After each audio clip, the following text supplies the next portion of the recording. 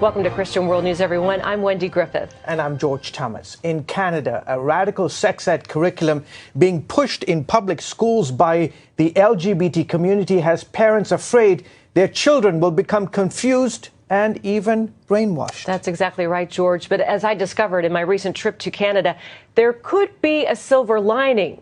This issue is waking up a sleeping church. A family can be made up in many different ways.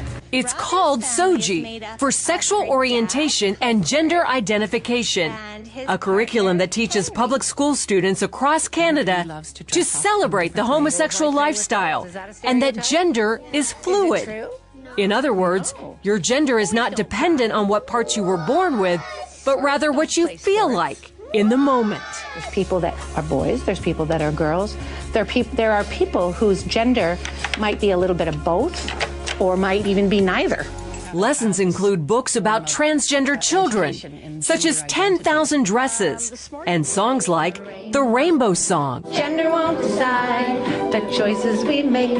Some boys like dressing up, some girls like catching snakes. The SOGI curriculum started in British Columbia in 2016 and is quickly spreading throughout Canada. I just thought, who decided that this was okay to teach our children? Author and inspirational speaker Laura Lynn Tyler Thompson is a leading voice against the SOGI curriculum. And we are seeing the results of that now because some kids are reacting very emotionally and saying, and they're in fear. Will I suddenly struggle with feeling like a different gender inside of my body? Carrie Simpson of Culture Guard, another leading opponent, calls the curriculum nothing short of child abuse. All those beautiful qualities that make young girls, beautiful girls and women, are being basically vilified. The things that make our boys boys are being, taken from them.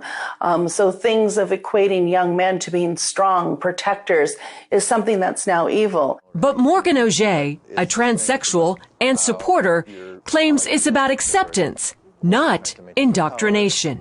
The idea is to teach kids that there are gay kids and there are trans kids and there are trans parents and gay parents in our society, and everybody's wanted and desired. After all, that's what our Human Rights Code says, and it's the role of schools to teach the following of our laws, right?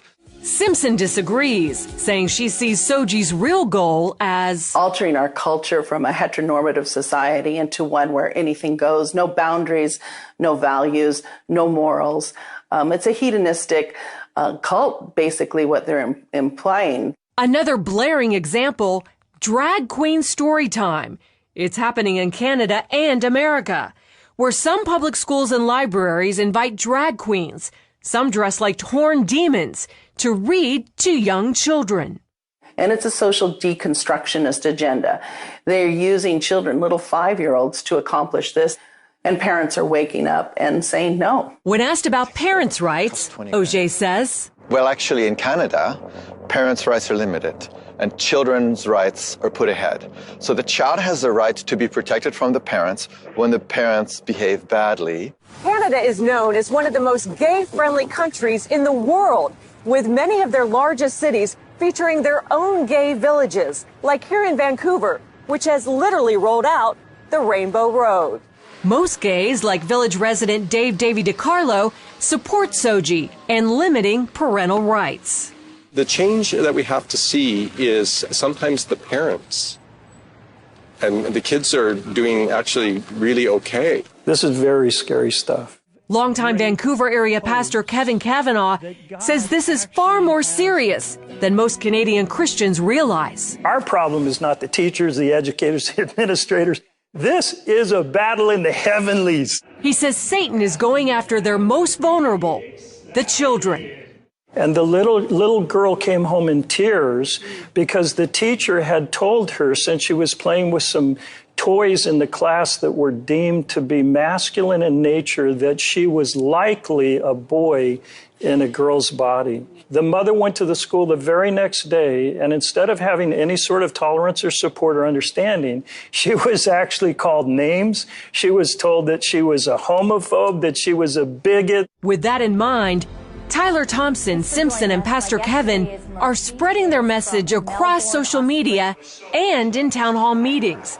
The pro-gay backlash has been fierce. And the hatred and the anger and the bullying that came against us, even though we said, we love you, we don't take from you the opportunity and the freedom to live as you choose. We love you, but we do not agree with you. Pastor Kevin believes Canadian Christians are in a 2 Chronicles 20 moment. The word was this battle is not yours, Jehoshaphat. This battle is the Lord's. And the church is beginning to prepare for what it takes to fight for our kids. And George, this battle is unfortunately far from over, but some Christian leaders say it could be the issue that wakes up a sleeping church in Canada. What's been the reaction to the story? Well, the story